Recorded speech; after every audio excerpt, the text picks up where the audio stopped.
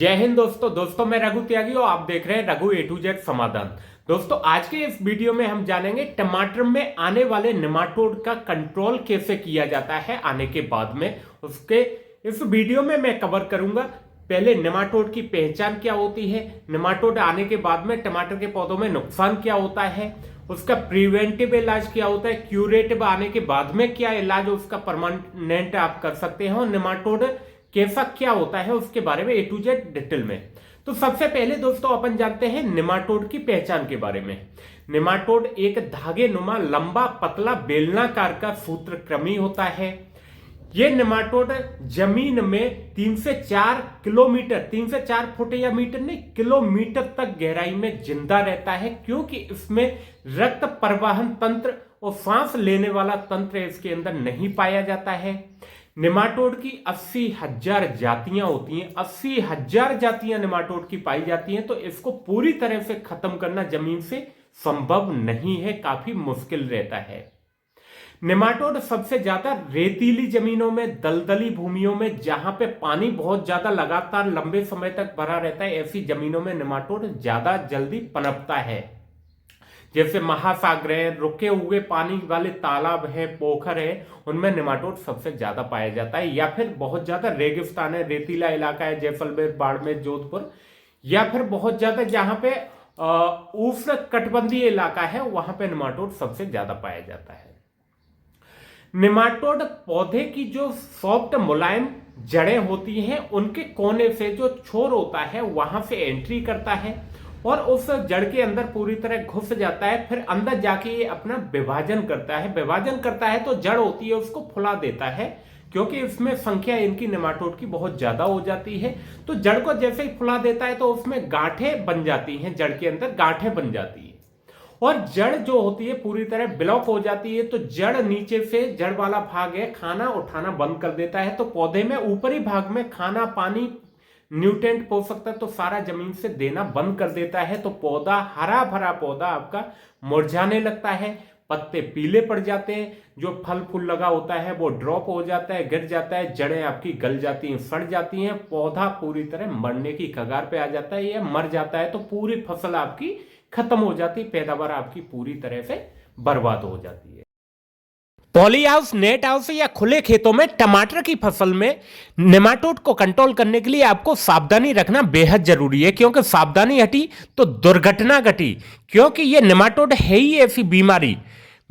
सावधानी आपको क्या रखनी है उसके बारे में अपन जानते हैं। मिट्टी में कार्बनिक पदार्थ जैसे पेड़ों की सूखे पत्ते और घास की कतरन या फिर डिकम्पोज हुई गोबर की खाद खूब मात्रा में डालें, जिससे उसमें मित्र फफूंद, मित्र कीट पनपते रहें, जो नेमाटोड को पनपने ही नहीं देंगे और ये खा के उसको खत्म करते रहेंगे। दूसरी सावधानी आपको रखनी है, मिट्टी में नेमाटोड को मारने के लिए मिट्टी को 140 डिग्री टेम्परेचर पर गर्मी के टाइम पे लाल रंग की जो मल्चिंग आती है, प्लास्टिक आती है, उसको बिछा दें। लेकिन ध्यान रखें, जब मल्चिंग बिछा रहे हो उस टाइम पे मिट्टी में हल्की सी नमी जरूर बना लें और उसको आप गर्मी में लगभग 2-3 महीने तक ढके रहने दें। जैसे ही उसमें ओवर हीट बनेगी तो उस कंडीशन में नमी भी रहेगी, तो नेमाटोड नमी की वजह से ऊपर आ जाएगा मिट्टी में। ओवर हीट रहेगी तो वो नेमाटोड आपका मर के खत्म हो जाएगा। इस तरीके से आप इसको खत्म कर सकते हैं। इसके अलावा लंबे समय तक खेत में पानी नहीं भर के रखना है, क्योंकि ऐसी कंडीशन में नेमाटोड जल्दी पनपता है। इसके बाद टमाटर की पौध रोपाई के समय नेमाटोड मुक्त पौधे और नेमाटोड मुक्त मिट्टी का ही इस्तेमाल आपको करना चाहिए। नेमाटोड प्रतिरोधी वैरायटी जो है उनका ही चुनाव करना चाहिए आपको। मिट्टी का परीक्षण कराएं जिसमें फसल लगाने वाले हो। उसमें अगर नेमाटोड की मात्रा पाई जाती है तो उसमें कोई फसल नहीं लगानी है आपको। रुके हुए पानी से सिंचाई नहीं करनी चाहिए, क्योंकि तालाब या पोखरों में रुक जाता है, भर जाता है पानी, उसमें नेमाटोड बहुत जल्दी पनप जाता है और वो पानी सिंचाई वाले पानी के साथ में जाके आपकी फसल को, आपके खेतों को बर्बाद कर देता है। रूट नोड नेमाटोड से बचने के लिए टमाटर पौध रोपाई से करीब 15 दिन पहले जड़ों को जांच लें कि उनमें रोगग्रस्त तो नहीं है। अगर ऐसी पौध रोगग्रस्त है तो उन पौधों को उखाड़ के उसमें से नर्सरी में से बाहर फेंक दे आप। नेमाटोड से प्रभावित जड़ों को नष्ट कर दें और कटाई के बाद में फसल को पूरी तरह से जुताई कर दें, जिससे कि अगली फसल में आपका नहीं बन पाए, और उसको गर्मी के टाइम गहरी जुताई करके लाल मल्चिंग से ढक के और उसका फौरीकरण कर दें। नेमाटोड से बचने के लिए मिट्टी को खरपतवार मुक्त रखें, क्योंकि कुछ खरपतवार के पौधे नेमाटोड को बढ़ावा देते हैं।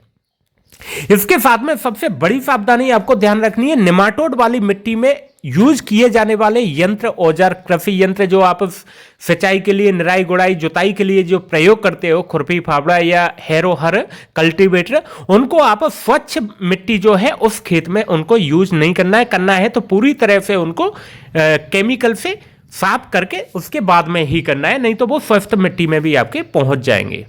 इसके अलावा इसका उपाय की बात करें, समाधान की बात करें, तो सबसे पहला समाधान मेरी राय जो प्रैक्टिकल तौर पे हमने देखा हुआ है वो ये है कि मैरीगोल्ड के पौधों का ज्यादा से ज्यादा प्रयोग करना है आपको।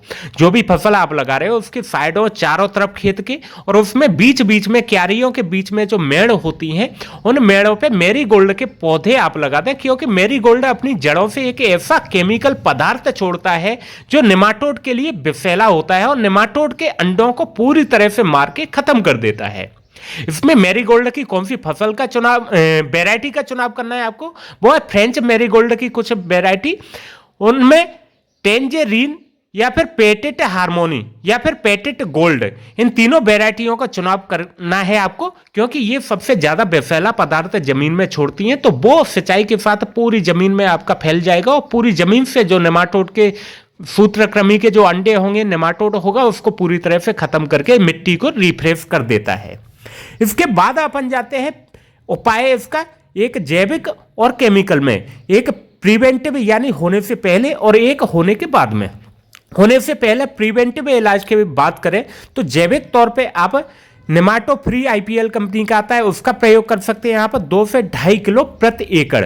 उसको मल्टीप्लाई करके यूज करें, ज्यादा बढ़िया है। उसको मल्टीप्लाई करने के लिए आप सड़ी हुई गोबर की अच्छी खाद ले लें और उसको 7-8 दिन तक उस पर बुरकाव करके 1 कुंटल गोबर की खाद में आप 2 किलो नेमाटो फ्री अच्छे से बुरकाव करते हैं, उसको जूट की बोरियों से ढक दें और उस पर रोजाना नमी पानी छिड़कते रहें और ये आपका 7-8 दिन में मल्टीप्लाई हो जाएगा। 2 किलो का कम से कम 100 किलो की मात्रा जो होगी गोबर की पूरी, वो नेमाटो फ्री बन जाएगा। ये एक तरह से ये मान लो, इसको सिंचाई करके और शाम के टाइम खेत में बुरकाव करके अच्छी जुताई कर देनी है, जिससे ये नेमाटो फ्री वाले जो कवक हैं वो नीचे जमीन में चले जाएंगे और ये आपके नेमाटोड को पूरी तरह से खा के खत्म कर देंगे। इसके अलावा pseudomonas 1.5 kilo, paecilomyces 1.5 kilo, trichoderma 1.5 kilo, तीनों चीजों को मिला के ऐसे ही गोबर में मल्टीप्लाई करना है आपको और 7-8 दिन तक रखना है ठंडी जगह में जहां पे गर्मी धूप नहीं रहती है, और मल्टीप्लाई करके ऐसे ही नेमाटो फ्री जैसे बताया ऐसे ही इसको शाम के टाइम जुताई करके जमीन में छोड़ देना है, तो ये तीनों जाके उसको खा के खत्म कर दें, आपकी मिट्टी रिफ्रेश हो जाती है। केमिकल में समाधान की बात करें प्रिवेंटिव में, तो फसल बोने वाले हो उस खेत की जो तैयारी कर रहे हो उसमें आप कार्बोफ्यूरॉन 5 से 7 किलो, यह बहुत ज्यादा दिक्कत है नेमाटोड की तो 7 से 10 किलो भी आप ले सकते हैं, और कार्टाप 1.5 से 2 किलो, दोनों चीज मिला के प्रति एकड़ में आप जमीन में फेंक देना है और फिर अच्छे से मिट्टी का मिला देना है, जुताई कर देनी है, उसके बाद में आप फसल की बुवाई या रुपाई कर सकते हैं। इससे आपका समाधान होने के चांस काफी बढ़ जाते हैं, समाधान हो जाता है।